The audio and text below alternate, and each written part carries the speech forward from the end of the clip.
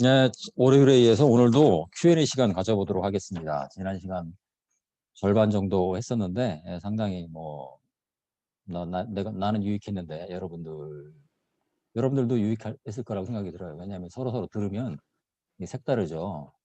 네, 오늘은 다 비디오 좀 다 켜고 서로 이렇게 오픈된 그런 분위기 속에서 한번 진행을 해보도록 합시다. 네, 아까 우리 그럼 준비된 순서대로 자, 화면 공유하고 시작해 봅시다.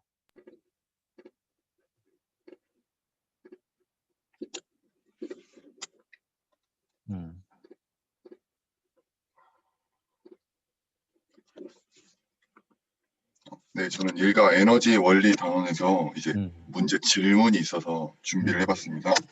저희가 기본적으로 알고 있듯이 물체가 이동할 때 다른 방향에 힘을 주면은 저희는 이제 코사인 세타를 곱해줘서 그 일을 구했습니다. 그렇죠. 이렇게 코사인 세타를 곱하거나 아니면 내적을 곱하는 게 이제 일의 유효한 힘을 고려한다고 저는 배웠고, 그렇지. 이제 연습 문제를 풀다가 의문이 들었던 문제가 있었는데, 이 78번 문제를 보면은 수평력을 50N 이제 주고 있지만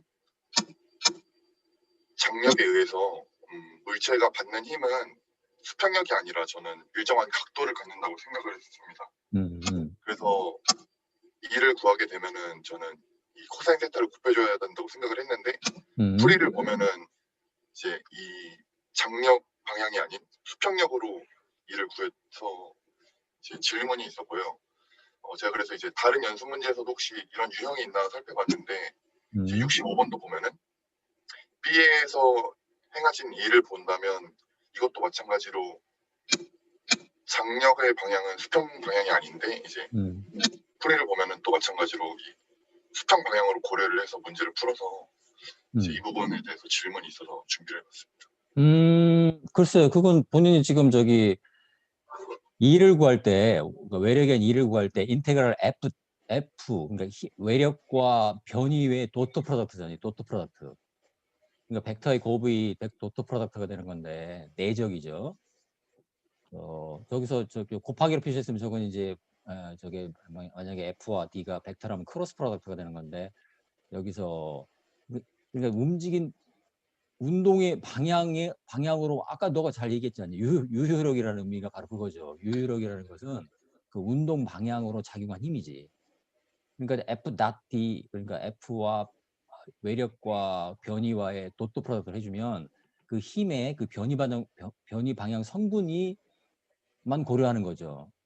그러니까 뭐 다 얘기했거든. 다 얘기했는데 나중에 그게 헷갈린다고 하니까 오히려 좀 그러네.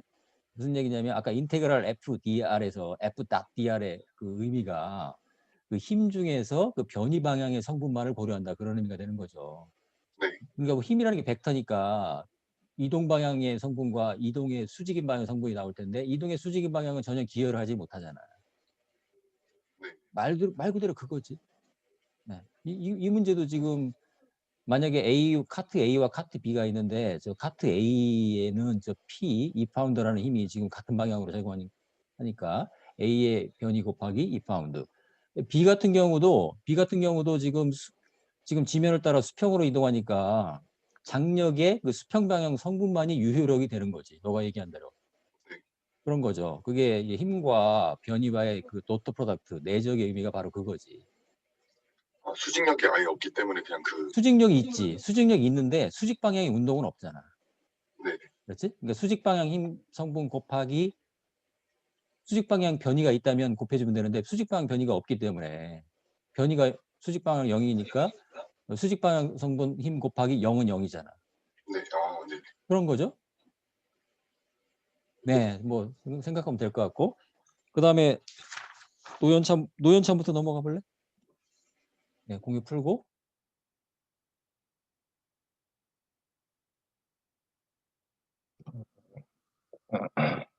보이시나요? 잘 보입니다. 저는 1년 동안 한 학기 동안 공부했을 때 처음 배울 때 가장 새롭게 다가왔다는 개념 중에 평균도형 해석법과 영속도의 순간중심이 생각나서 간단하게 설명해 보려고 합니다. 상대운동 해석법은 여기 이렇게 사진에 보이듯이 RB 벡터를 RA 벡터의 절대 속도와 상대 속도를 나타내고 이 식을 시간에 대해 미분하면 속도에 대한 식을 얻을 수 있는 것입니다. 또 이 식 또한 절대 속도와 상대 속도로 표현되어 있습니다. 근데 만약 질점 A, B가 강체 내 두 질점이면 질점 간의 거리는 일정하고 질점 B는 질점 A에 대한 원격을 그리는 상대 운동이라고 생각할 수 있습니다. 그러면 A에 대한 B의 상대 속도를 각속도를 이용하여 풀 수 있고 결국 질점 B의 속도를 질점 A의 절대 속도와 질점 A에 대한 B의 원계적을 그리는 상대 운동의 합으로 표현하여서 질점 B의 속도를 구할 수 있습니다. 이 개념을 활용한 것이 영속도의 순간 중심인데 일반적인 평면 운동을 하는 강체의 어느 한 점의 속도가 0인 위치를 영속도의 순간 중심이라고 합니다. 이 점을 VC 벡터라고 하면 C에서의 V 벡터라고 하면 강체 위의 임의점 D에서의 V 속도를 또 앞에서 설명했듯이 C에서의 절대 속도와 상대 속도로 합으로 표현해서 또 얻을 수 있습니다. 이것이 좀 저에게 새롭게 다가왔던 것은 모르는 점을 강체 하나에서 모르는 점을 상대 속도로 모두 구할 수 있다라는 것이 되게 신선하게 다가왔었고 또 이 개념이 뒤에 계속 문제를 풀면서 이어지는 것이 문제를 풀 때 확인할 수 있어서 뭔가 좀 재밌기도 했던 것 같습니다.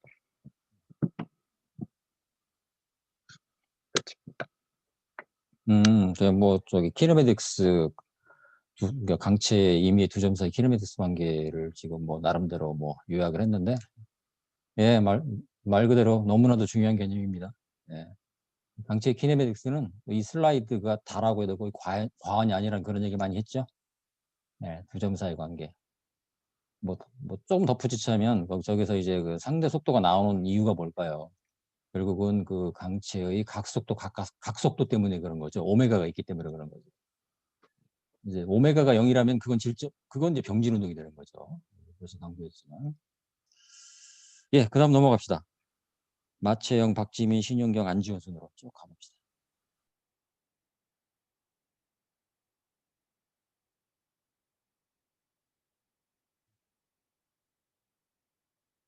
네, 시작하세요.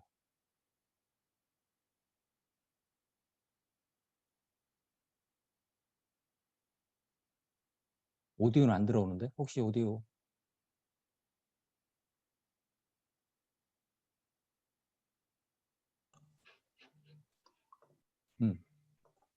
네, 시작하겠습니다.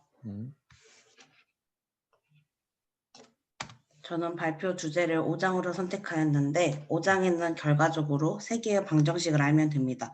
X축, Y축에서의 각각 F는 MA를 적용하고 모멘트의 합은 I 알파를 적용하면 됩니다. 이제 예제 5-10을 풀어보려고 하는데 제가 5-10을 고른 이유는 그 앞에서 언급한 3개의 방정식을 이용하는 것과 더불어 마찰력, 노슬립 컨디션을 이해하는 데 좋은 문제를 생각했기 때문에 5-10을 골랐습니다. 먼저 XY축에서 F는 MA를 적용하고 모멘트의 합은 I 알파를 적용해 봅니다. 여기서 중요하게 생각할 부분은 노슬립 컨디션인데 문제를 처음 접했을 때 제가 노슬립 컨디션이니까 4장에서 했던 것처럼 지면의 마찰력은 0이 될 거라 생각하고 문제를 풀었는데 오답이 나왔습니다. 교수님이 강의에서 언급하신 것처럼 F는 3분의 1 사인 세타가 나오는데 저는 이 식을 수학적으로 한번 다시 유도해 봤습니다. 이거는 X축에서 나온 F는 MA 이 식이고 이번 식은 모멘트의 합은 I 알파에서 나온 식인데 F는 이렇게 식을 정리해서 갖다 두고 잠시만요. 누가 초인종 누른다요? 뭐?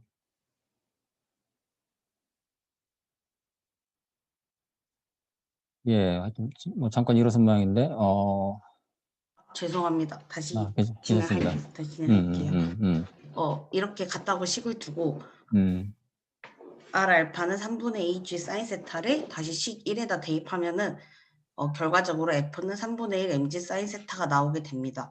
제가 처음에 각도가 0인 수평문으로 생각하고 마찰력을 0으로 두었기 때문에 오답이 나왔다고 생각하고 있습니다. 맞습니다. 3분의 1 mg 사인 세타로 두면은 이제 마찰력이 각도와도 관련이 되고 mg인 중력과도 관련이 된다는 걸 알 수 있습니다. 그래서 계속 풀게 되면은 이제 화면이 왜 안 넘어요? 이게 끝아니? 네? 더 있어 뒤에? 네, 슬라이드 있는데 안 넘어가네요. 그런 수도 다 있나? 나가봐 그럼 슬라이드 쇼를 나가봐.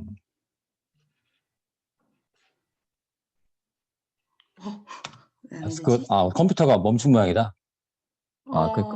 무슨 말인지 알겠는데, 예, 좋습니다. 이게, 뭐, 수업 때도 강조했지만, 그 휠의 롤링 문제는, 나온다. 계속 얘기해 볼래? 네. 죄송합니다. 아무튼 그래서 F를 3분의 1 mg 사인 세타로 두고, 또, 여기 상대 속도 식을 통해 Ag는 R 알파라고 두고, 이거 모든 식에서 알 수 있듯이, 무게중심, 여기 중심, 여기 X축, Y축 이렇게 뒀을 때, Y축으로는 움직이지 않으니 Ag가 0이 된다는 걸 알 수 있고, 이렇게 세 개의 방정식과 나머지 방정식을 통해서 미지수를 다 구할 수 있습니다.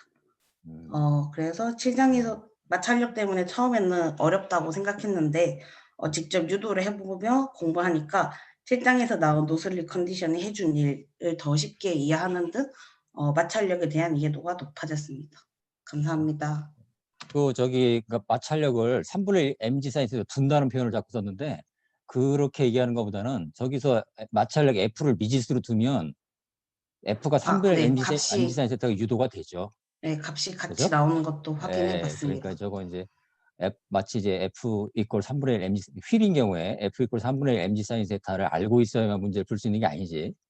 F는 이걸 알면 더 쉽게. 아니 그걸 알면 안다는 표현보다는 F는 여기서 이제 말 그대로 이제 저 세 가지 카이네틱식을 풀면 마찰 3분의 1 mg 사인 세타로 유도가 되는 거죠. 네. 혹시 그게 이해가 부족하다면 다시 한번 F를 미지수로 두고 풀면은 3분의 1 mg 사인 세타. 물론 휠의 질량 건성 모멘트가 2분의 1 mr 스퀘어라는 가정하에도 그런 겁니다. 네. 휠이 아니라 스피어, 공 같은 경우는 MY가 5분의 1 mr 스퀘어니까 그때는 3분의 1이 아니라 7분의 2 mg가 나왔죠. 7분의 2 mg 사인 세타. 그러니까 저런 경우에 퓨어 롤링 컨디션에서는 그 마찰력이 그 자체가 미지수가 된다. 슬라이딩이 있을 때의 마찰력은 그 수직 발력 곱하기 마찰 개수로 쿨롬 프릭션으로 모델링한다. 그게 핵심이었죠. 예, 어쨌든 이 롤링 문제는 뭐 수업 때 굉장히 강조를 많이 했는데 이 롤링 문제는 아무리 강조해도 지나치지 않습니다. 그만큼 중요한 문제가 되는 거고, 사실 인류의 위대한 발견 중에 하나가 바뀌잖아. 그렇잖아요. 그리고 이제 미케니컬 엔지니어링을 갖다가 전공했는데 이 휠의 롤링을 잘 이해 못한다? 이것 좀 아니죠. 여러분들이 이 동력학을 배운 이후에는 어디 가서든지 이 롤링 문제 하나만큼은 제대로 설명할 수 있어야 되겠고, 이 롤링 문제를 제대로 이해하면 거의 강체 동력학은 거의 제대로 이해, 또 이렇게 너무 또 과장된 얘기긴 한데 그렇게 볼 수 있습니다. 예, 좋습니다. 우리 좀 여기 비디오 좀 전부 켰으면 좋겠는데, 예, 우리 좀 오픈된 분위기에서 또 그다음 넘어갑시다. 박지민, 신용경 순으로 쭉 갑시다.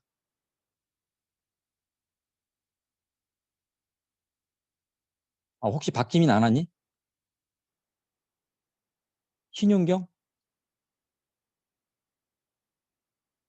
안 왔어? 안지원? 네. 하자. 네, 오늘 뭐 보강주라서 또 출석을 안 한 학생들이 꽤 많이 있네요. 화면 공유하고 시작합시다. 시작. 네. 저는 질문을 뭐 준비한 건 없냐? 아니요, 있습니다. 화면 공유. 그리고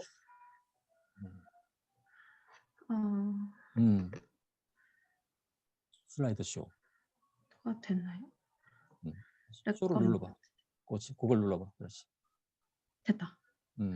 이 문제 풀면서 궁금한 게 음. 생겨서 음.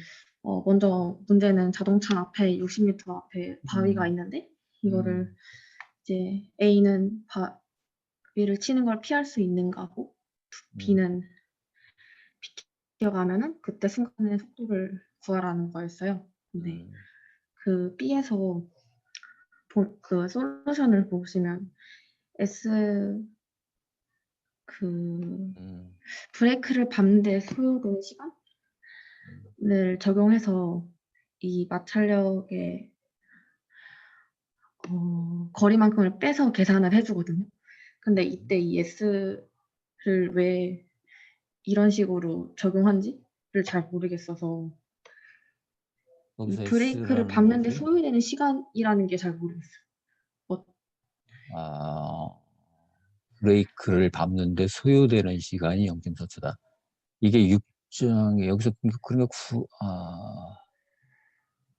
누구 다른 사람 풀어본 사람 설명해 줄래? 나도 이 문제 처음 보는 거거든. 지금 이거 질문에 대해 아마도 네, 이거 아마 0.4초 후에 이제 브레이크가 밟게 된다라고 보면 될 것 같습니다. 그러니까 0.4초 전까지는 그냥 원래 속도대로 가다가 그 얘기. 이제 마찰력 적용된다. 그러겠네요. 그러니까 0.4초 약간 후에 반응 이제 속도? 0.4초 네. 후에 브레이크 힘이 작동한다 그런 의미가 되겠네. 맞니?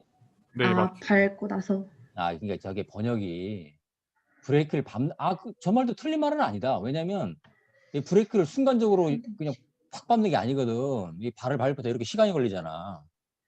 0.4초쯤 네. 걸리니까 0.4초 후부터 이제 브레이크에 의한 그 제동력이 작용한다 그런 얘기가 되겠지. 네, 그건 것 같습니다. 그러면 그 거리 그때 동안 이동한 거리를 제외하고 그렇겠네. 그렇지. 0.4초 동안은 그냥 그 속도로 가는 거지. 그러다 0.4초부터 이제 그 제동력이 작용해서 네. 그렇죠. 말 그대로 그거네요. 네. 일가 에너지 음, 원리 적용한 문제. 해결이 됐니? 네. 네, 이렇게 이게 누가 많이 대신, 이해가 안 돼서. 뭐, 나도 네. 처음 봤을 때 그런데, 그럼 맞다. 네, 이렇게 누가 질문할 때 여러분들이 대답을 대신해주면 훨씬 더 좋습니다. 시간관계상, 그 다음 넘어가자. 모수진, 이태호, 전지민 순으로 갈까요?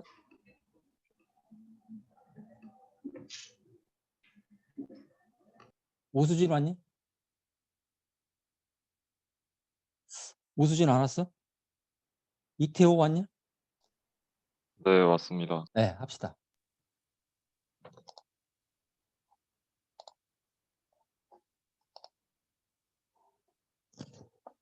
보이시나요? 슬라이드 쇼하고, 슬라이드 쇼. 보이시나요? 잘 보여.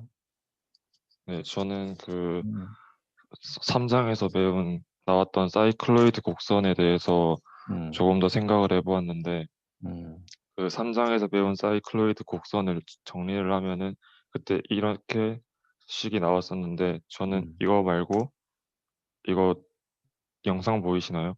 잘 보여. 네, 이 영상을 보시면은 가운데 있는 이 곡선을 따라서 움직일 때 이 동그란 게 가장 빨리 여기 지점에 도달을 하는데, 이것은 사이클로이드 곡선의 원리를 이용한 건데 이것을 최단 강화 곡선이라고도 하는데요. 근데 이때 그 아까 전에 나온 그 식 말고 t에 대한 식으로 이 t가 최소가 될 때 그 식을 계산을 해도 사이클로이드 곡선이 나오는지 궁금해서 찾아봤습니다. 그래서 이번에 배운 것을 이용을 해서 역학적 에너지 보존 법칙을 이용해서 운동 에너지와 위치 에너지 이 식을 가지고 정리를 하면은 요 식이 하나 나오고, 그리고 속도, 거리, 시간 그 관계식을 이용해서 이 식을 하나 구할 수 있습니다.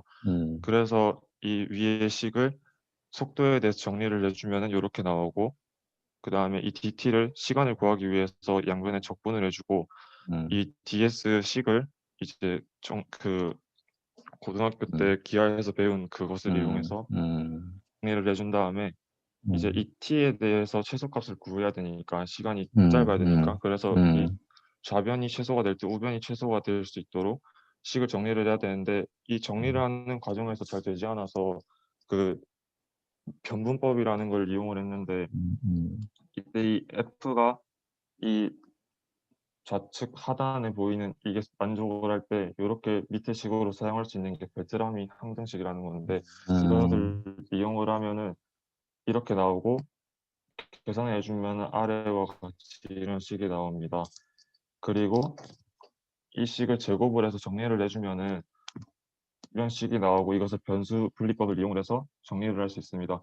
그리고 이 계산을 편리하게 하기 위해서 y를 사인에 대한 식으로 이제 치환을 해준 다음에 삼각치환법 그리고 정리를 해주고 하게 된다면은 y는 C1 곱하기 2분의 1 마이너스 코사인 세타라는 값이 나옵니다. 이때 이 마이너스 2분의 C1을 A로 치환을 해주면은 우측 하단과 같은 식이 나오는데 이것은 그 3장에서 배운 사이클로이드 곡선식과 똑같다는 것을 알 수 있습니다. 이때 마이너스 A가 나오는 것은 그 곡선이 아래로 내려가는 그렇죠. 기 때문에 아래 방향을 플러스 Y축으로 설정했기 때문에 이렇게 나오는 것을 알 수 있었습니다. 이상 발표 마치겠습니다. 그러니까 뭐 사이클로이드 예, 보니 굉장히 흥미롭죠. 이거 물론 이번에 시험 범위에 들어가지는 않지. 그렇지만 이 사이클로이드는 역사적으로 사실 사이클로이드 문제 수업 때도 얘기했나요? 아니, 여러분들 근데 고등학교 학생들 저기 수리 논술 준비하면서 이 사이클로이드는 거의 뭐 다들 하더라고. 여러분들도 아마 했을 것 같아요. 근데 이 사이클로이드 최단 강화 곡선이죠. 예, 그러니까 이렇게 어떤 처음에 이제 이게 직선이다, 아니다, 원홀 거다. 그랬더니 그럼 정말 찾아보자. 그러면서 미적분이 발견된 거예요. 그러니까 이게 얼마나 이게 유명한 이게 역사적으로 의미가 있는 곡선이라는 거야. 사이클로이드라는 거지. 그리고 우리 자연계에 사이클로이드 곡선이 많다는 거야. 근데 공에서 이제 한 점을 추적하면 이렇게 사이클로이드 곡선이 나오는 사이클로이드 최단 공화선을 이렇게 뒤집은 거죠. 그리고 이제 많은 경우에 그런 자연계에 그런 현상이 나타나고 있다는 거예요. 여러분들 한번 흥미 있는 사람들 인터넷 찾아보면 특히 이제 그 뭐야 난 그거밖에 생각이 안 나지. 왜 찐빵을 찌면은 찐빵이 이렇게 부풀잖아. 이 찐빵의 요 모양이 사이클로이드라는 거야. 그거 신기하지 않아요? 결국은 이제 그 중력과 습도가 작용하는 방향이나 그 거슬 방향으로 뭔가 시간에 따라 나타나는 것은 사이클로이드 곡선이 될 가능성이 크죠. 결국은 중력 영향을 받는 중력장 안에 있는 물체들은 사이클로이드 곡선이 나타날 가능성이 크다는 게 결론이지. 하여튼 역사적으로는 여러분들 그거 하여튼 그 당시에 뉴턴, 뭐 파스칼, 뭐 베르누이, 뭐 갈릴레오 여러분들 다 이름 알잖아요. 이런 사람들이 이 사이클로이드 곡선 가지고서 아주 엄청난 논쟁을 벌였습니다. 그 과정에서 이 최단 강화 시간을 구하는 과정에서 방금 우리 보여준 그 수식 있잖아요. 우리는 이제 흔히 알고 있는 미적분식이잖아. 그래서 그게 미적분이라는 게 결국은 시작된 거예요. 예, 미분적분이라는 게 그전에는 개념이 없었습니다. 그러니까 이 사이클로이드라는 게 얼마나 위대한 발견이냐는 것이죠. 예, 재미있었습니다. 그 다음 넘어갈까요? 지금 가만있어 보자. 네, 전지민 좋습니다. 이거 또 사이클로이드 좋습니다. 네. 한번 얘기해 보세요. 네. 저는 그 빗면과 사이클로이드에서의 마찰력이 한 일은 같을까라는 주제로 발표를 준비했습니다. 전 빗면에서 마찰력이 한 일을 구하기 위해서 다음과 같은 가정을 했고요. 마찰력이 한 일을 구하기 위해서 마찰력을 우선 구해야 하기 때문에 공에 작용하고 있는 힘들을 표시해줬습니다. 첫 번째로 mg 성분을 분해한 후 수직항력이 mg 코사인 세타인 것을 구하고 마찰력이 수직항력의 마찰계수를 곱한 값이라는 것을 알고 있기 때문에 결론적으로 마찰력은 μmg 코사인 세타가 나오게 됩니다. 빗면에서의 마찰력이 한 일은 앞에서 구한 마찰력의 이동 거리를 사인 세타분의 h를 곱해주면 되기 때문에 μmg 코탄젠트 세타로 정리할 수 있었습니다. 다음은 사이클로이드에서의 마찰력이 한 일입니다. 사이클로이드 곡선의 최고 높이인 8,2r에서 낙하를 한다고 가정을 하면 마찰력은 μmg 사인 2분의 세타가 나오게 되고 미소 거리는 2r 사인 2분의 세타 d 세타가 나오게 됩니다. 그래서 이 구한 마찰력과 미소 거리를 곱해서 미소 에너지를 구할 수 있게 되고 계산 결과는 사이클로이드에서는 2분의 파이 뮤 mgh가 나오게 되고, 빗면에서 마찰력이 한 일과 비교를 하기 위해서 둘의 초기 조건을 같게 만들면 빗면 또한 2분의 파이 뮤 mgh가 나오게 됩니다. 아, 결과가 같이 나오니? 아, 네. 고맙습니다. 아, 이거 조금, 나는 이제 언뜻, 근데 참고로 얘기하면, 방금 우리 전에, 누구니, 이태호, 그때 사이클로이드에서 최단 강화 시간을 구할 때는 마찰력을 0으로 가정한 거죠. 그때 롤링할 때는 마찰력을 없다고 가정하고 이제 사이클로이드 문제를 푼 거거든. 지금 이제 우리 누구예요? 전지민 같은 경우는 이제 마찰력이 한 일이라고 얘기했니? 네. 마찰력이 한 일이면 이제 마찰력 곱하기 이동 거리인데, 그렇죠. 마찰력이라는 게 이제 수직 발력 곱하기 마찰력이었으니까 수직 발력의 방향이 계속 바뀌는 거죠. 그 다음에 이동 거리는 사이클로이드가 좀 더 길지만, 궁금했는데 그럴 수도 있겠다는 생각이 드네요. 이게 이제 이 경사면 같은 경우는 이제 수직 발력의 방향이 항상 일정하지만 길이는 짧지. 길이는 짧은데 사이클로이드는 길이는 더 길은데 마찰력의 방향이 쭉 변하죠. 변하는데 적분해 봤더니 결과는 같다. 재밌네. 더 준비한 거 있니? 그냥 짧게 좋아요. 이번 좋아. 준비하면서 제가 어려웠던 부분은 회전 좌표계에 대한 상대 운동을 이해하는 게 어려웠고, 이것을 그 회전 벡터 미분과 연결해서 공식을 유도하는 과정을 이해하면서 그래도 이해가 됐던 기억이 있습니다. 네. 좋습니다. 끝입니다. 네. 예, 저거는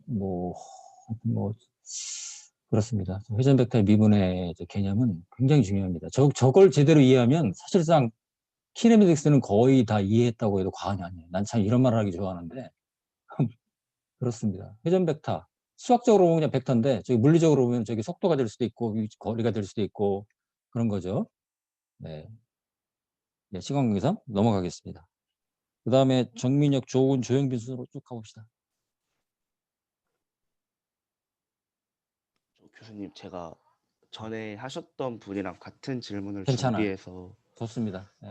네, 이 문제에서 아까 이 문제가 수직력과 수평력 그거에 대해서 말씀하셨는데 좀, 이 문제에서 이제 힘이 한 일 U를 구해야 되는 문제거든요. 근데 여기서 이제 이 힘 F의 수평력이라고 하면 F 코사인 세타 곱하기 X 수평이 이동한 거리를 곱해야 되는 게 힘이 한 일이 되잖아요. 그러겠죠. 근데 솔루션에서는 지금 이 도르래에 걸려있는 힘 F와 거기서 이동한 거리 B를 곱하여 힘이 한 일을 구하였거든요. 근데 둘이 값이 다르게 나와서 누가 대신, 이건 대충 느낌이 오는데 누가 대신 대답해 줄 사람? 지금 질문에 대해서.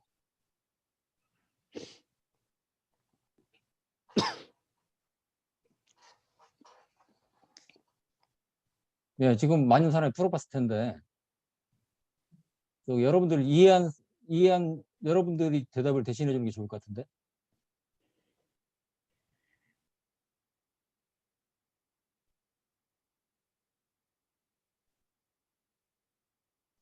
아무도 얘기를 안 해주네요.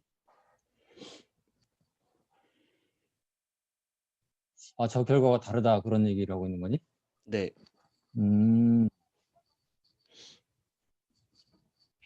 저기 보면 이제 저기 보니까 저게 세타가 일정하지가 않잖니. 딱 봐도. 네. 그러니까 복잡하네요. 저기서 F 코사인 눈에 봐도 저 코사인 저게 이제 10km 박스가 쭉 이동하면 세타가 쭉 증가할 거 아니니, 그지? 네. 그러니까 세타가 변하니까 그 F 코사인 세타를 그냥 쓸 수가 없죠. 그러면 세타를 저 거리에 대한 함수로 표현해서 그걸 240mm 동안에 적분을 해줘야 되니까. 그렇지 않니? 네. 그렇게 해주면 결과는 같게 나올 것 같은데. 세타를 X에 대해 표현한 다음에 그거를 세타가 적분하여 변하니까 세타가 일정하지 않잖아. 네. 세타가 240mm 때는 저기 30도 정도 보이지만 예를 들어서 저기 X제로까지 이동하면 세타가 몇 도가 되는 거니? 그럼 그때 90도가 돼버리잖아. 네. 그러니까 그걸 생각하면 될 것 같아요. 네. 넘어갑시다. 그 다음에 조은, 조영빈, 허지윤, 방은솔, 김도영 순으로 쭉 갑시다. 네, 내가 얘기 안 해도 바로바로 넘어가세요.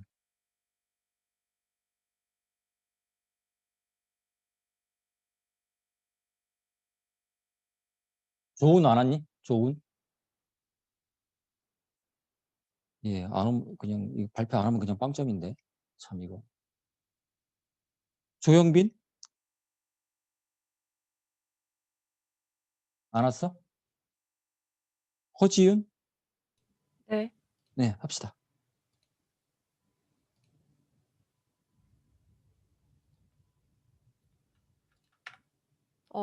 저는 그 롤링 관련 문제에서 그 음. 접촉점이 전면적이 아니라 면일 때 어떻게 되는지 약간 궁금해서 조금 더 찾아봤는데, 이런 기본적으로 타이어가 있을 때 이런 면 접촉을 한다고 하면 이게 폭이 이렇게 있을 텐데 이 폭에 따라서도 마찰 계수가 약간 달라지는 점이 있더라고요. 이런 식으로 면적이 있다고 했을 때 폭이 더 넓은 타이어가 있다고 하면 이 원주 방향의 길이가 더 짧아지니까 같은 회전에 대해서 이 원주 방향의 길이가 긴 타이어가 더 많은 변형을 일으켜서 더 열이 많이 발생해서 냉각을 위해서 조금 더 단단한 고무를 쓴다고 합니다. 그래서 마찰 계수가 상대적으로 뒤처져서 그 마찰력이 상대적으로 적고 그래서 이 결과적으로는 횡력이 더 작아져서 코너링에 취약하다 이렇게 말을 하더라고요. 그리고 또 두 번째는 슬립 각도에 대한 건데 이 슬립 각도랑 이 횡력이 이렇게 어느 순간까지는 비례를 하지만 어느 포인트를 넘어서면은 이렇게 비례를 하지 않는데 이 최대 포인트 지점이 마찰 계수랑 연관이 있습니다. 그래서 이 지점을 넘기면 그냥 아예 슬립이 되면서 날아가는데 마찰 계수를 다른 컴파운드를 쓰는 방식으로 이거를 더 높이게 해서 코너링을 더 잘하게 할 수도 있고 이런 점을 잘 응용한 게 F1인데 여기 보시면 타이어도 폭이 굉장히 넓고 경기 전에 이렇게 일종의 전기장판인 저런 워머를 이용해서 데우는데 이런 온도에 따라서도 그 마찰 계수가 달라지더라고요. 대체로 80도에서 100도 사이에 최대 값을 보여서 이대로 데우는 걸로 알고 있고 그리고 타이어 종류도 이렇게 다양하게 있어서 아래쪽으로 갈수록 더 마찰 계수가 높고 더 부드러운 그런 타이어를 써서 경기를 한다고 합니다. 그래서 더 우수한 코너링 성능을 보여주고 그래서 약간 마찰력이랑 그런 횡력이랑 잘 조합이 안 됐었는데 약간 실생활 예로 보면서 좀 더 잘 이해가 된 것 같습니다.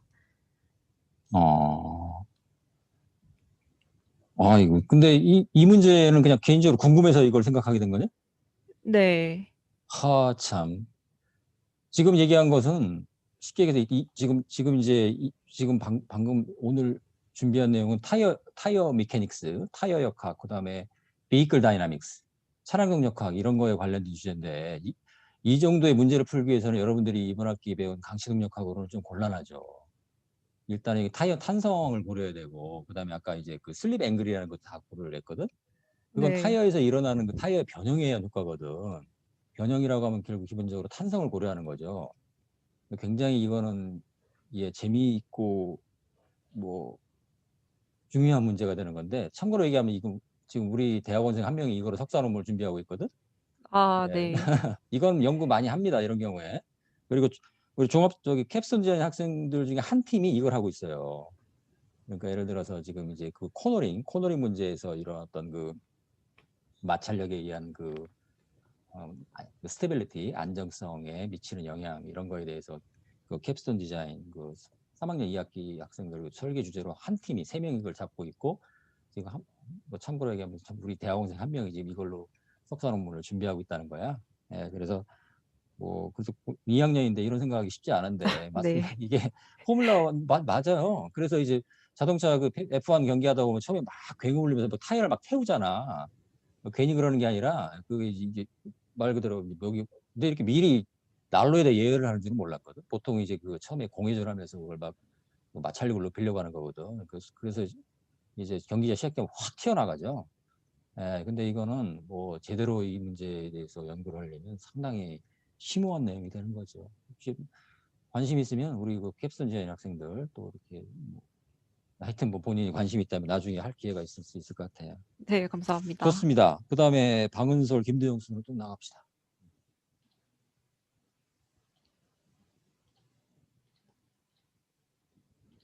잘 보이시나요?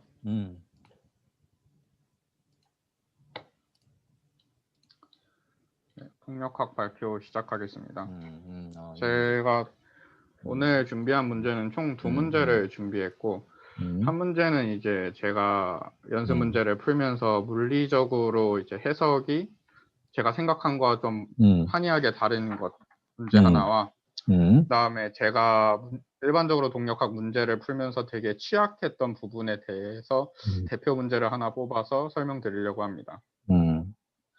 첫 번째 문제는 8장의 45번 문제입니다.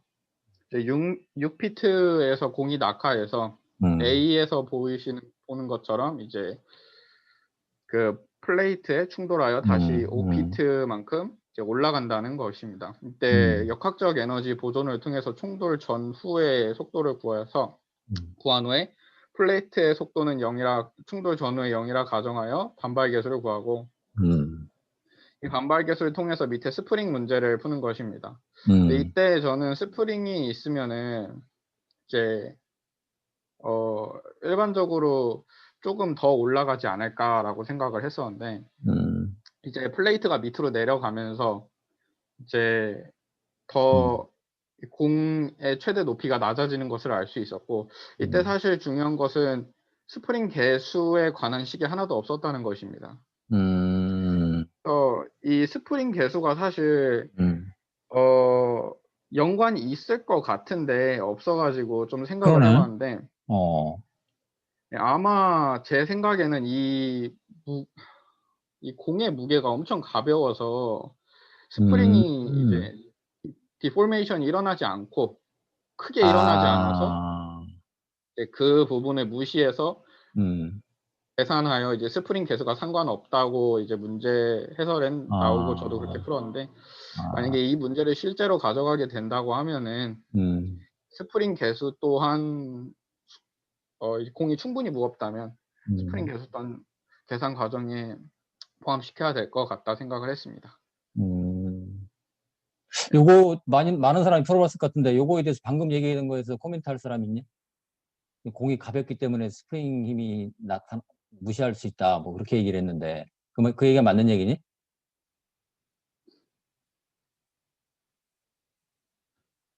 누가 대답을 좀 해주면 좋겠는데.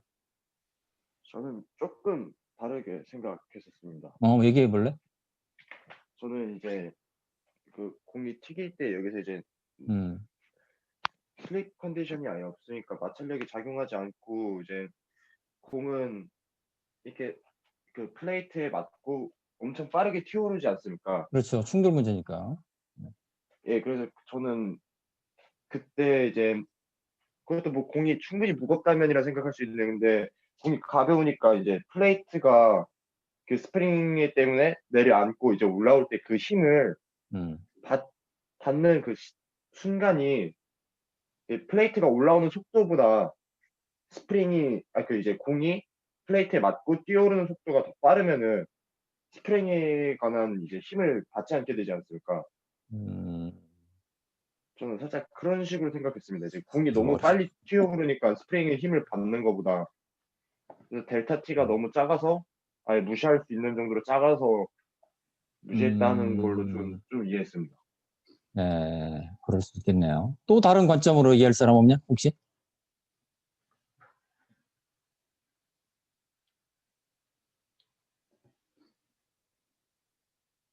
네.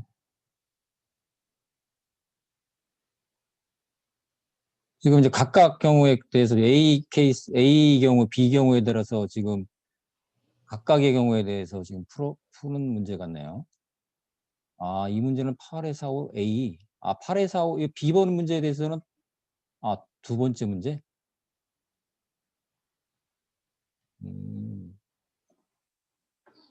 이게 어떻게 되는 건가요? 저 A는 A를 풀고 B는 B를 푸는 건가? 이제 A에서 A에서 조건으로 일단 반발 개수를 구한 다음에 예.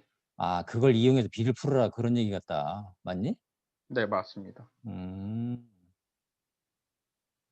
예, 반발 개수를 일단 구한 다음에 그걸 가지고 튀어 오르는 높이를 구하라. 반발 개수를 이용해서 반발 개수가 주어지니까 이제 충돌 후의 속도를 구할 수 있다 그런 얘기가 되는 거네요. 네, 맞습니다. 그러면은 그럼 저게 그러니까 기본적인 가정이 저 스프링이 달려 있는 그 아래 판이 어떻게 되나요? 그 움직이지 않는다는 가정을 하고 있는 것 같은데 그렇지 않니? 근데 이제 반발 개수를 통해서 이제 그 구하면은 이제 B번 문제에서는 이제 판이 마이너스 6.253 피트 퍼 세크로 아래로 내려간다 이제 계산. 그렇지. 반발 개수가 주어지니까. 네. 그러겠네요. 그래서 그 다음에는 그냥 일가 에너지 원리를 이용한 거니? 그냥 네, H로 할 때는? 맞습니다.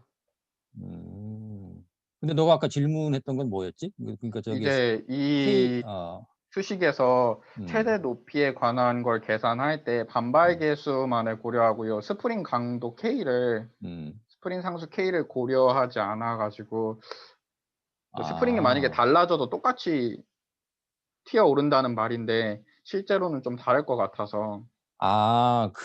그러니까 그 얘기를 하는 거니? 지금 튀어오르기 전에 그 스프링에 의한 포텐셜 에너지까지도 고려해 줘야 된다. 그 얘기를 하고 싶은 거니? 네, 맞습니다. 그 얘기는 맞죠. 그러니까 저 변형 길이, 스프링의 변형 길이만큼 처음에 포텐셜 에너지를 갖고 있었던 거지. 그게 이제 초기 포텐셜 에너지가 되는 거지. 예, 그러니까 저 스프링의 변형된 길이를 알 수 있다면 그만큼의 2분의 1 K 델타 스퀘어만큼의 초기 포텐셜 에너지를 갖고 있는 거지. 네. 그러니까 여기서 굳이 얘기하자면 K를 고려하지 않았다기보다는 스프링의 변형 길이가 미미하다고 해서 무시했다. 네, 그 말이 맞을 것 같아요. 네. 예, 시간 관계상 넘어갑시다. 그럼 두 번째 문제는 스킵. 하나 더 있었니? 네. 계속해봐요. 두 번째 문제는 예제 5-12입니다. 5-12는 다음과 같은 카이네틱 릴레이션과 키네매틱 릴레이션을 통해 가지고 연립 방정식을 풀어서 구하는 문제인데 해를 구하는 문제인데 이제 여기서 제가 좀 문제를 겪었던 게 이제 키네매틱 릴레이션을 구할 때였습니다. 이제 특히 그 방향을 생각할 때 마이너스가 붙고 안 붙고 그런 것들이 참 어려웠었는데 그래서 다음과 같이 제가 생각을 했습니다. 일단 그 폴리가 반시계 방향으로 돈다고 가정을 하면은 케이블의 가속도는 마이너스 X 방향이고 이제 컨택 포인트에서 노슬립 컨디션이라 가정했을 때 요 원 기둥 또한 이제 반시계 방향으로 돌 테니 그렇지. 이제 요 케이블과 그다음에 요 컨택 포인트에서 요 P점에서의 접선 가속도의 방향은 같기 때문에 A 케이블과 AGYB는 0.8 그렇죠. 알파로 같고, 근데 이제 요 중점에서의 가속도는 이제 마이너스 X 방향이므로 이제 마이너스 0.4 알파 C로 이렇게 최종적으로 이해를 했습니다. 그렇지. 예, 저거는 이때 방향은 일관성을 갖춰줘야지. 그러니까 그건 구속 조건이지 말 그대로. 구속 조건이니까 저기 이제 예를 들어서 풀리는 저렇게 이제 반시계 방향으로 돌아가는데 저 휠은 올라가고 있다. 이렇게 할 수는 없지. 네, 그건 이제 맞습니다. 구속 조건에서 이제 방향을 틀리면 전혀 엉뚱한 결과가 나올 수 있어요. 예, 좋습니다. 넘어갑시다. 감사합니다.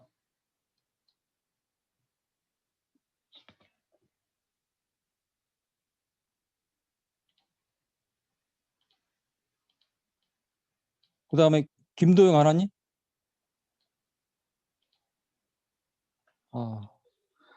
김수진? 안 왔어? 그 다음에 이지연, 김성민, 오한규, 이민재 순으로 쭉 가봅시다.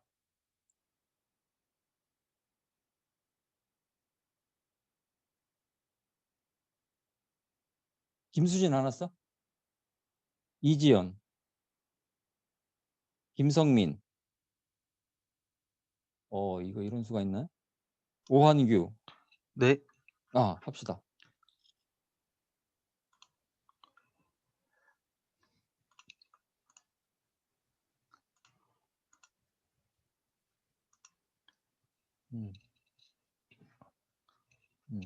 네, 발표 시작하겠습니다.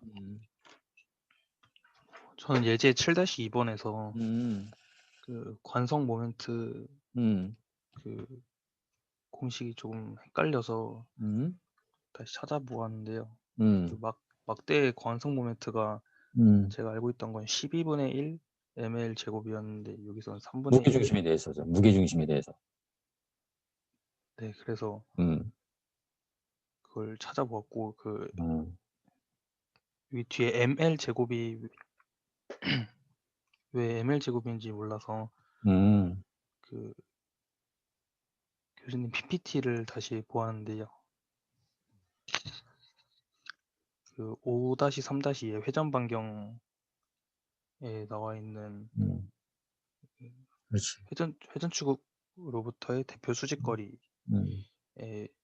모든 질량이 집중되어 있는 그렇지. 경우에 공식을 활용하면 되는 걸 알았고, 그렇죠. 그게 이제 질량관성 모멘트를 이해하는 거지. 집중되어 있다면 저기서 R이 일정하다는 얘기지. 네네. 그리고 왜 3분의 1 ml 제곱이 나왔는지 더 찾아보았는데 그 회전축 막대 끝에 회전축이 막대 끝에 고정되어 있는 경우에는 3분의 1 ml 제곱이 나왔고 그 회전축이 막대 중앙에 있을 때는 12분의 1 ml 제곱이 나오는 걸 알았습니다. 저건 평행 추정이지. 평행 추정. 네, 다 됐니? 네. 그러니까 저건 뭐 질량관성 모멘트를 얘기할 때는 기본적으로 그 질량 중심, 무게 중심에 대해서 얘기하는 거고, 그다음에 그만큼 회전하는 축이 이동하면 그만큼 평행 추정리에서 MD 스퀘어를 더해줘야 되는 거죠. 네, 그다음에 이민재? 네. 네, 해봅시다. 그 다음 사람 준비하세요. 이우영, 이윤일, 이은재, 임종구 순으로 바로바로 내가 얘기 안 해도. 저 시작하겠습니다. 저는 그 질문하려고 하는데요. 제가 이거 7-3을 풀다가 여기서 그 2가 이 편심거리잖아요. 그렇지. 이 편심거리를 어떻게 구하는지를 몰라서 그거는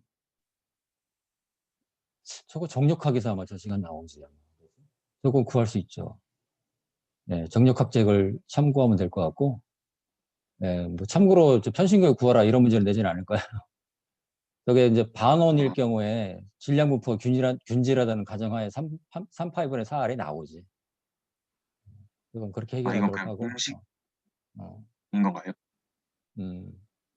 그리고 저 이 부분을 잘 몰라서 저것도 평행 추정이지. 그 휠의 중심에 대해서 2분의 1 MR 스퀘어라고 했죠. 휠의 중심에 대해서. 네. 휠의 중심에 대해서 2분의 1 MR 스퀘어니까 무기 중심에 대해서는 MD 스퀘어만큼을 빼줘야 되지.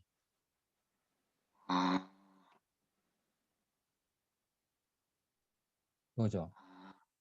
네네. 그러니까 알겠습니다. 이제 그래서 내가 몇 번 얘기했잖니. 어떤 강체의 질량 관성 모멘트는 무게 중심에서 최소가 된다. 무게 중심이라는 정의가 질량 관성 모멘트가 최소가 되는 점이에요.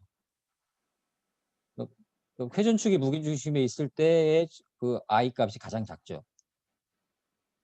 거기서 이제 벗어날수록 질량 감소 모멘트는 md 스퀘어만큼 증가한다 그런 얘기지.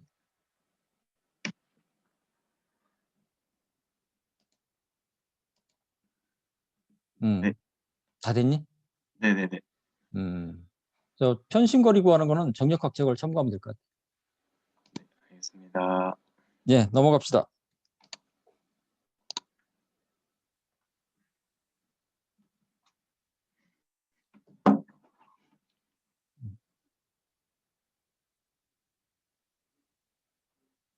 슬라이드 쇼하고.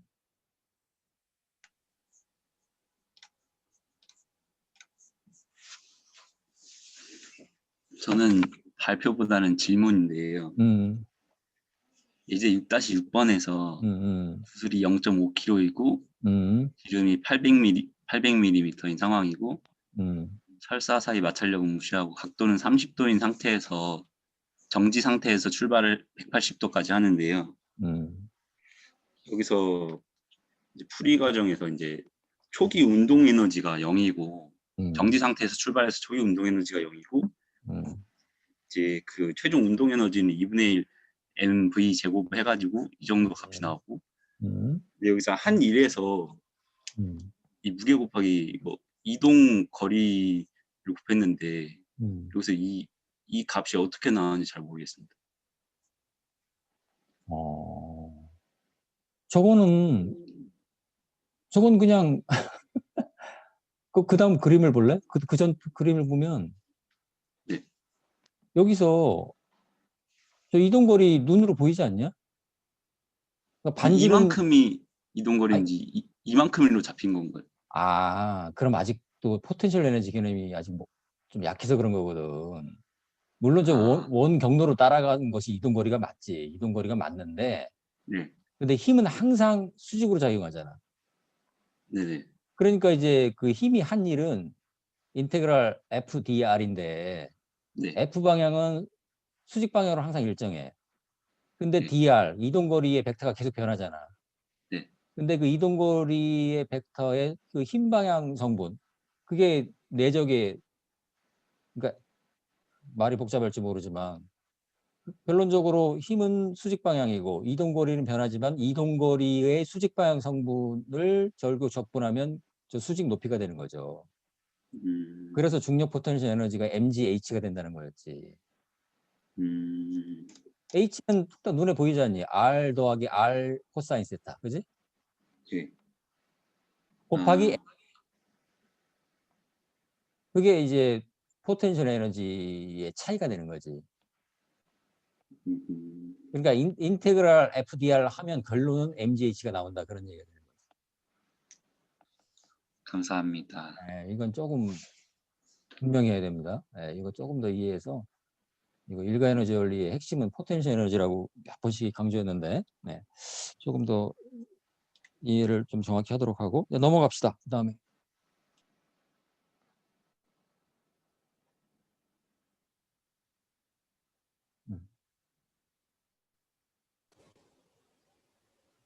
잠시만요.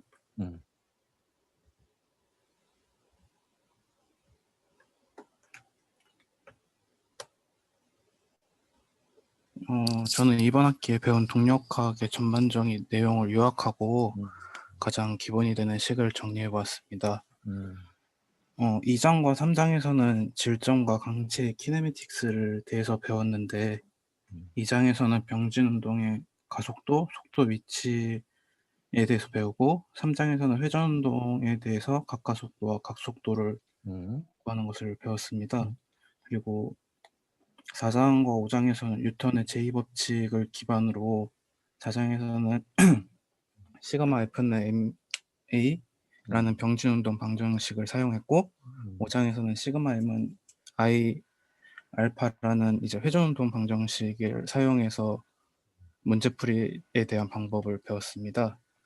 그리고 6장과 7장에서는 일과 에너지의 관계에 대해서 중심적으로 배웠는데 6장에서는 질점의 병진운동에 대한 외력에 의한 일을 사용해서 운동 에너지 변화량을 구하였고 7장에서는 오력 모멘트가 물체의 한 일을 사용해서 회전 운동 에너지에 대한 변화량을 구하였습니다. 그리고 8장과 9장에서는 운동량, 충격량 관계에 대해서 배웠는데 8장에서는 외력이 강체간 선 충격량을 사용하여 운동량을 구했고 9장에서는 모멘트가 물체 간 각 충격량으로 각 운동량의 변화를 구하였습니다.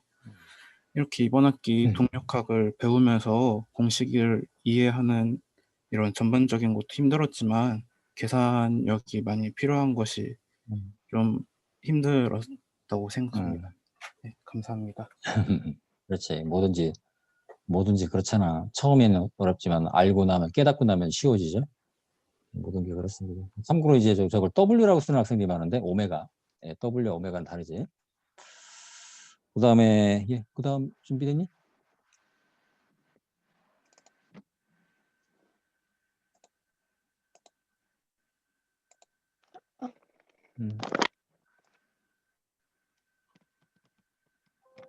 음.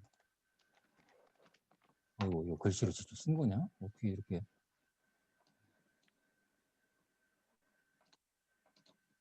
저런 폰트가 있어? 글씨를 이게 손글씨야? 아니면 폰트에서 제공하는 거야? 아, 손글씨예요.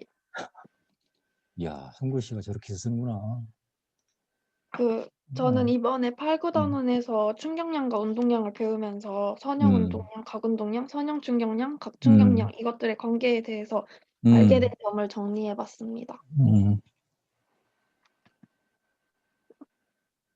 선형 운동량은 이제 질량과 속도의 곱으로 표현되고, 각 운동량은 선형 운동량의 모멘트, 선형 충격량은 선형 운동량의 변화량, 그리고 각 충격량은 각 운동량의 변화량으로 표현되며, 식은 이런 식으로 나타나고, 이걸 다 정리해가지고 이제 이렇게 선형 충격량은 선형 운동량의 변화량으로 표현되고, 각 운동량은 선형 운동량의 모멘트, 그리고 각 충격량은 각 운동량의 변화량으로 표현된다는 것을 알게 돼가지고 정리한 것을 이제 여기서 보여드리려고. 이게 다예요. 야, 근데 글씨가 감탄스럽다, 야. 이거 너 글씨는 그냥 폰트로 해도 되겠다. 와, 참. 탁월한 그 손글씨 실력을 타고났네요. 아이고야. 야, 참 이쁘게 잘 쓴다, 야. 그건 그렇고, 뭐, 좋습니다. 운동량, 충격량 개념. 충돌 문제에서, 그리고 운동량, 충격량 원리를 왜 배우냐고 묻는다면 충돌 문제 해결을 위해서 필요하다고 얘기를 했죠? 네. 그게 핵심입니다. 충돌 문제. 그러니까 델타 T가 매우 작은 문제의 동력학 문제 해결을 위해서는 운동량, 충격량 원리가 필요하다는 거예요. 좋습니다. 그 다음에 임종건, 최하나, 전하상, 배성훈, 황종현 순으로 갑시다. 시간이 좀 지났지만 혹시 다음 수업이 있는 학생들은 먼저 가도 좋습니다. 보강이라고 생각하고. 자. 임종건 안 왔니? 최하나. 네. 네, 합시다.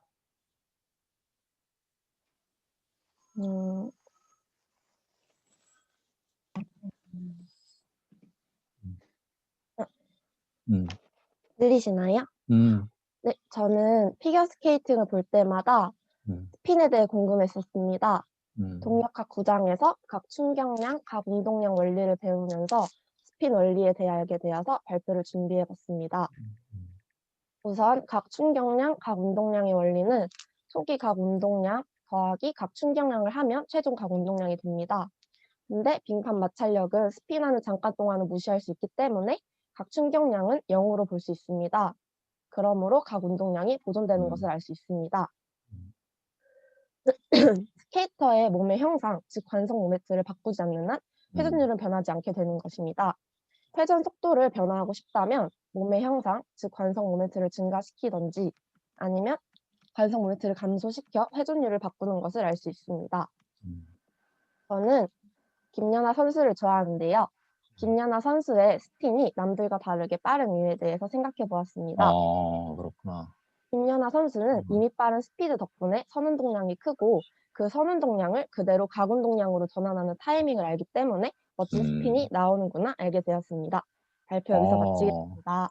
저거 몰랐는데 그럴 것 같아요. 왜냐면 가구동량 보존을 얘기했는데 일단은 가구동량을 얻어야 하잖아. 그 가공 능력을 얻으려면은 그때는 이제 빙판 그 스키트 날과 빙판의 마찰력을 이용해서 가공 능력을 얻어야 되거든. 네. 그러니까 스피드가 빠르면 그만큼 이제 초기 가공 능력을 크게 할 수가 있는 거죠. 그런 그 가공 능력 얻은 가공 능력이 결국 이제 회전할 때는 이제 보존되는 거지. 네. 아, 스피드가 빠르기 때문에 맞네요. 예, 여러분도 이제 저기 앞으로 피겨 볼 때 이거 이제 동력과 배운 사람답게 다른 사람들에게 딱 설명할 수 있겠죠. 아, 그럼 아, 역시 뭐 저기 기계공학 전공하더니 다르다. 뭐 이런 소리 들을 거 아니에요. 예, 좋습니다. 그다음 감사합니다. 전화상 배성훈, 황종현. 전화상 왔냐?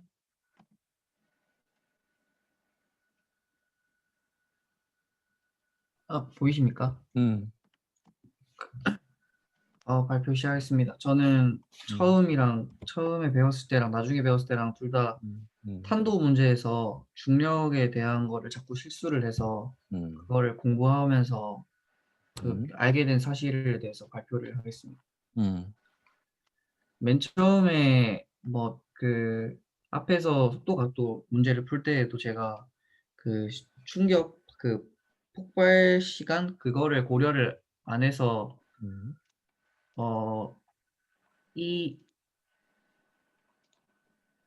항을 되게 가속도에서 속도로 넘어갈 때 23초라는 걸 자주 빼먹었었는데 나중에는 이 문제를 인지를 하고 그 순간에는 잘 풀어 해결을 하다가 나중에 이제 이 충격량 문제에서도 이거를 고려를 했어야 된다는 사실을 제가 또 인지를 못하고 풀 때마다 매번 틀려가지고 그 위식에서도 제가 매번 살짝 그 K 방향으로 중력을 항상 조금씩 숫자가 달라가지고 확인을 해보니까 중력을 여기서도 생각을 많이 했어가지고 앞으로는 이거 전과 후를 고려할 때에도 항상 중력은 작용하고 있으니까 그거를 이제 좀 실수를 하지 않도록 이렇게 정리를 한번 해보았습니다. 예. 예, 말 그대로 이 폭발 문제, 뭐 충돌 문제와 마찬가지로 운동량, 충격량 원리가 뭐 필요한 문제가 되는 거죠. 예, 저런 거 지금 얘기했던 것은 어떤 그 키네마틱 관계 또는 어떤 뭐 초기 시간 뭐 그런 거에 대한 실수는 그 많은 문제를 통해서 이제 경험이죠. 네, 경험. 네. 그런 거 실수를 줄일 수 있는 것은 결국은 많은 문제를 풀이를 통한 경험밖에 없습니다. 네, 원리를 이해한다고 그게 탁탁 되는 건 아니거든요. 네. 예, 그다음에 배성훈, 황종현.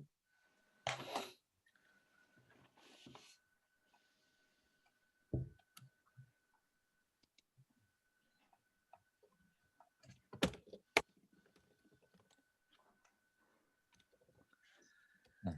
참고로 여러분들 숙제는 다음 주 월요일이 시험 기말고사지? 그때까지 내면 됩니다. 네, 들리시나요? 네, 저는 구장을 공부하면서 강체계를 이용했을 때 문제가 좀 더 쉽게 풀리는 경험을 해서 그거에 대하여 간략하게 발표를 하겠습니다. 현재 문제는 이렇게 드럼이 달려 있고 물체 블럭 C에 의해서 이게 회전을 하는데 브레이크를 걸어서 속도가 10에서 5로 감속하는 상황입니다. 그래서 문제 솔루션에서는 여기서 블럭 C에 의해 발생하는 힘을 장력 T로 외력으로 간주하여 선형 운동량 보존식과 각운동량 원리를 이용하여 이렇게 계산을 하였는데 저는 이 물체 C를 드럼이랑 하나의 강체계로 간주할 경우에는 선형 운동량 원리를 적용하지 않고 각운동량 원리만 적용하여 문제를 풀어가지고 좀 더 이렇게 쉽게 풀 수 있음을 한 번 더 생각해 봤습니다. 아, 그러니까 솔루션은 왼쪽으로 솔루션이 나와 있다 그런 얘기니? 네, 맞습니다. 아, 그러니까 여러분은 1번으로 할 수도 있고 2번으로 할 수도 있어야 돼요, 사실은. 근데 2번은 그 강체계에서 그 내력에 의한 충격량이 플러스 마이너스 효과에서 0이라는 걸 이용한 거죠. 예, 그리고 일가 에너지 원리에서도 마찬가지지. 강체계에 대한 일가 에너지 원리를 적용하면 내력에 의한 일은 플러스 마이너스 효과에서 0으로 사라진다 그런 얘기를 했잖아요. 예, 이것도 매우 중요한 개념이죠. 복잡한 문제를 단순하게 풀 수 있는 이 정도 문제 같은 경우는 왼쪽 정도로 해도 되지만 저게 더 복잡해져 봐요. 예를 들어서 그러면 내력에 의한 일을 구하기가 너무 힘들겠지. 근데 열심히 구했더니 결국은 합은 0이 나와야 되는 거지. 네, 그런 의미에서 오른쪽 풀이 강체 개의 개념, 강체 개의 개념의 핵심은 내력에 의한 충격량이 0이라는 거죠. 내력에 의한 충격량의 합이 0이라는 거지. 정확하게. 네, 좋습니다. 그 다음에 마지막이네요. 황종현 왔습니까? 네. 저는 그냥 그 문제 풀면서 그 개념이 자꾸 헷갈리는 부분을 그냥 다시 한번 생각하면서 개념을 한번 써봤는데요. 그 굴림운동과 그 마찰력이랑 이제 그 노슬립 그 관계 쪽이 계속 헷갈려서 한번 그냥 수기로 한번 써봤는데 이제 그냥 자유물체도에 이제 그냥 그림을 그리고 이제 여기서 그냥 힘이랑 이제 토크 외력을 이제 기준으로 그냥 하나씩 그냥 정리해봤는데 여기서 그냥 외력만 이제 F가 걸려있을 때는 이제 F에 대해 발사하는 그가 가속도는 감소시키고 그 다음에 반대로 작용하는 걸 다시 한번 써봤고 그 다음에 이제 이게 자꾸 그 회전이랑 이제 이게 가는 거 병진이랑에서의 마찰력 걸리는 방향이 자꾸 헷갈렸는데 이제 여기서는 그 힘 F가 이제 땅을 이렇게 밀어서 이제 앞으로 가는 것 때문에 마찰력은 그 반대 방향으로 반작용으로 이제 왼쪽 방향으로 걸리는 것을 확인했고 그다음에 또 미끄러짐과 같이 한번 생각해 봤는데 이제 마찰력이 이제 0으로 없으면 이제 미끄러짐이 발생해서 이제 회전은 안 일어나고 이제 순수한 그냥 병진 운동만 일어나는 걸 확인했고 그다음에 그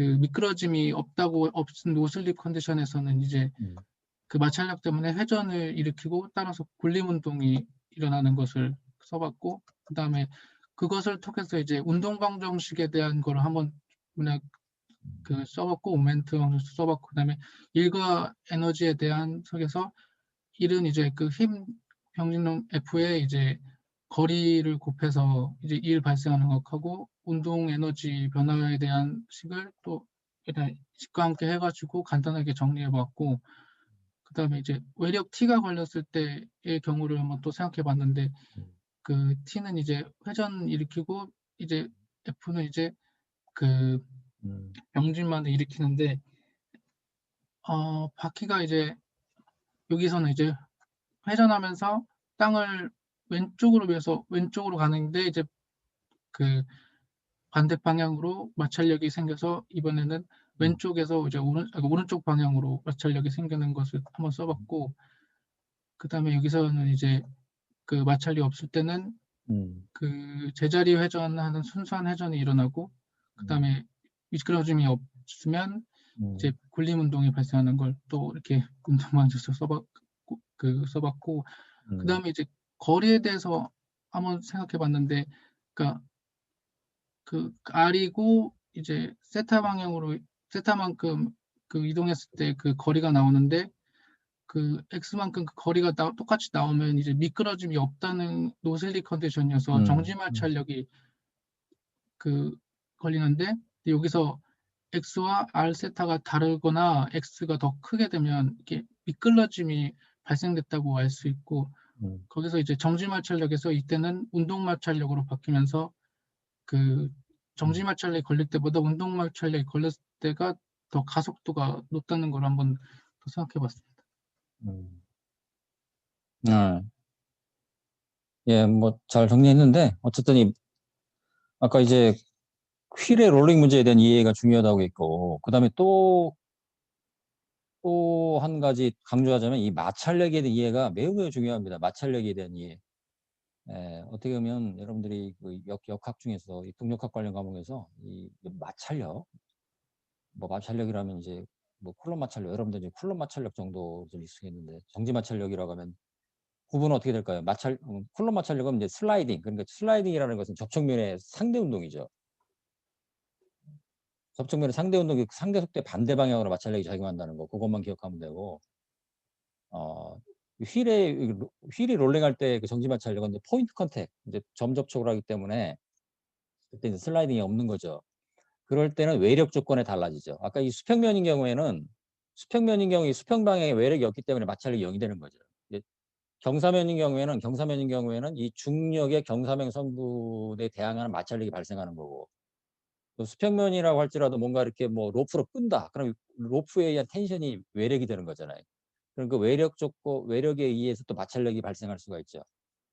근데 그 마찰력을 계산하는 것은 정확하게 카이네틱스 관계에 의해서 계산해야 되는 겁니다. 뇌피실로 하면 안 돼요. 그러니까 X방향의 힘의 합은 MAX, Y방향의 힘은 MAY. 그다음에 무게중심에 대한 모멘트의 합은 I알파. 이 관계식에 의해서 그 마찰력의 크기와 방향이 결정되는 거예요. 섣불리 예를 들어서 뭐 그러니까 외력이 이러니까 마찰력이 이거다 이렇게 단정하고 들어가면 안 되죠. 그러면 실수할 가능성이 매우 큽니다. 예. 됐고요. 지금 저기 발표 안 한 사람 중에 혹시 나중에 왔거나 혹시 발표할 사람 있니? 저 해도 될까요? 박지민이 출석부에 앞에 있냐 뒤에 있냐? 어디지? 오늘 시작한 그 사담 중에 여기 있네요. 있다. 해봅시다. 좋아요. 화면 공유하고.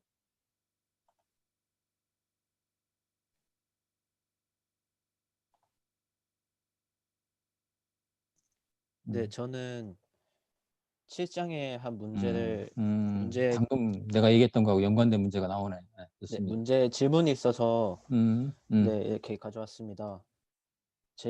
이 문제를 풀 때 이제 이 강체가 만약 x만큼 이동하면 이제 이 스프링은 2x만큼 늘어난다 해서 이해가 잘 안 됐었는데 네. 제가 이해해 본 결과로는 이 원이 미끄럼 없이 굴러갈 때 이 바닥에 이제 속도가 0이 되고 이제 그러면 이 원의 중심에서의 이제 속도는 RW 여기서 이제 속력은 오메가. W라고 네, 보통 많이 하는데 오메가. 네, 오메가. 네. 2R 오메가로 이제 나와서 이제 K가 스프링은 EX만큼 늘어나는 거라고 이제 생각을 해봤는데 혹시 맞는지 잘 모르겠어서 그렇게 얘기도 되고. 네. 저거 이제 보통 우리가 이제 저기 그 휠이 롤링 굴러가면 우리가 보통 휠의 이동거리라고 느끼는 것은 저 중심의 이동거리를 우리는 그 휠의 이동거리라고 보통 이렇게 머릿속으로 생각하잖아요. 그렇죠? 네. 근데 지금 얘기한 대로 저 탑포인트 꼭대기점은 2R 오메가. 그렇죠? 그러니까 이제 스프링이 그러니까 이제 이게 늘어나면서 이렇게 그 스프링이 감길 거 아니에요? 감기잖아. 그러니까 정확히 말하면 스프링이 이동한 거리라고 얘기하는 것보다는 스프링이 감긴 거리가 되는 거죠. 네, 감긴 거리는 2배가 되는 거죠. 그러겠네요. 이해했습니다. 네, 그렇게 생각하면 될 것 같아요. 네. 또 준비한 사람 있을까? 교수님, 김도영도 있습니다. 김도영이 출석부에 어디에 있어? 앞에 있어? 뒤에 있어? 뒤에 있습니다. 찾았습니다. 해봅시다. 네. 공유하고. 네, 공유했습니다. 저는 제가 공부하면서 조금 몰랐던 부분이랑 실수 자주 했던 부분에 대해서 공부를 하면서 공부한 내용을 캡처를 해서 가져왔는데 제가 가장 실수하는 부분이 스프링 힘을 구할 때 변이에 대한 적분 값을 구해서 외력을 구해야 되는데 제가 문제에 나와 있는 직접적인 수치를 가지고 제가 스프링 상수 곱하기 변이 이런 식으로 제가 외력을 자꾸 구하는 습관이 있어서 그 습관 때문에 실수를 자주 하는 경향도 있고 외력을 구하는 과정에서 실수를 자주 해서 6장에 관해서 제가 과제랑 그 과제 이해 부분을 제가 공부한 내용인데 그 제가 가장 실수 많이 했던 스프링 부분을 좀 중점적으로 풀어보려고 노력을 했고 그래서 지금은 초반에 비해서는 실수를 최대한 줄인 상황입니다. 항상 기본을 먼저 생각하려고 하다 보니까 그래서 결과적으로는 이제 외력을 구할 때는 스프링에 대해서는 실수를 하는 부분이 좀 사라졌습니다. 그렇죠. 네, 결국은 뭐 많은 문제, 그 동력학 책에 그 많은 문제가 있는 이유가 뭐겠어요. 네. 예, 어쨌든 뭐 연습을 통해서 항상 이게 동력학 실력은 머리에서 이 개념이 손끝으로 발현된다는 거, 그거죠. 네. 예, 뭐 좋습니다. 또 있을까? 또 준비한 사람?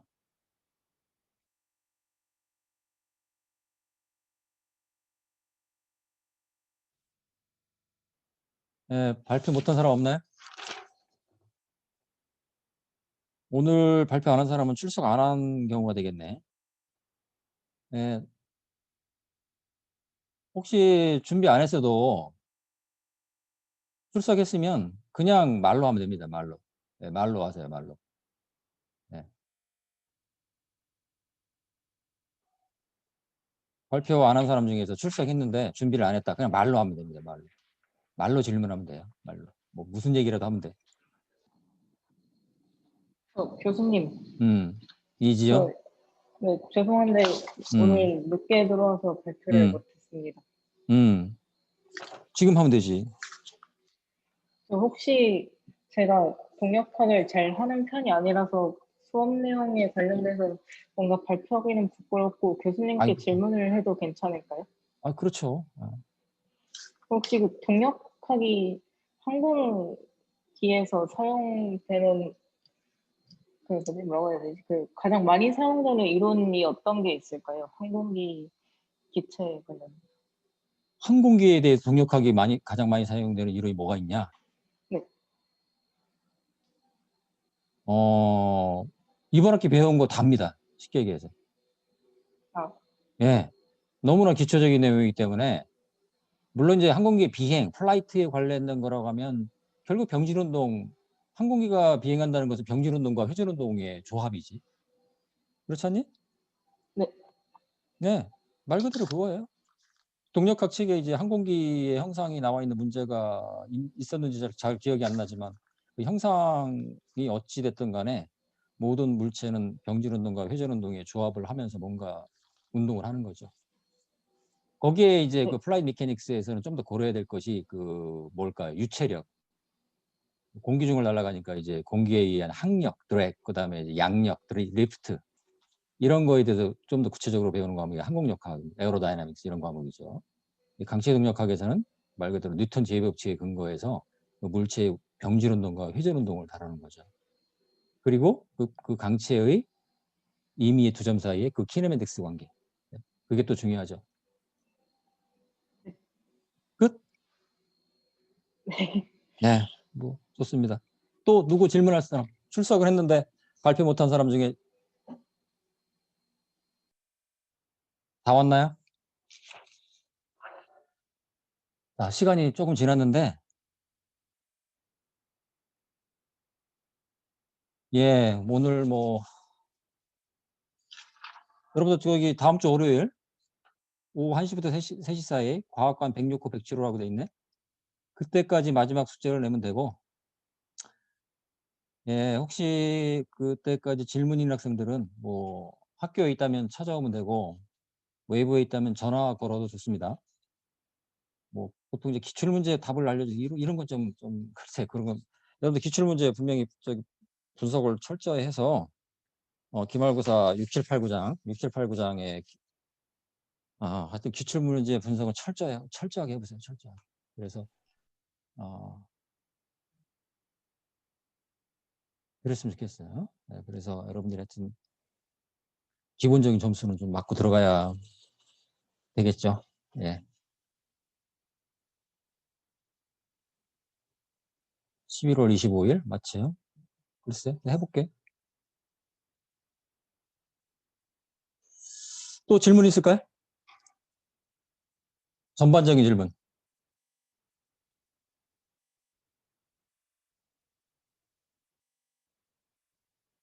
아, 전부 비디오를 나가서 얼굴이 하나도 안 보인다. 자, 마지막으로 비디오 좀 켜봐. 쭉 켜보세요. 네. 예, 교수님, 어쨌든 예, 좋습니다. 출석을 늦게 했는데 혹시 출석 오늘 따로 불렀나요? 아니, 부르지 않았어. 아, 네. 네, 그건 내가 체크할 거고. 자, 어쨌든 여러분들 한 학기 동안 뭐 온라인 강의도 나름대로 괜찮은 것 같아. 그렇지 않아요? 뭐 일부 장점도 있고, 여러분들이 잘만 활용하면 뭐 충분히 온라인 강의도 장점이 있습니다.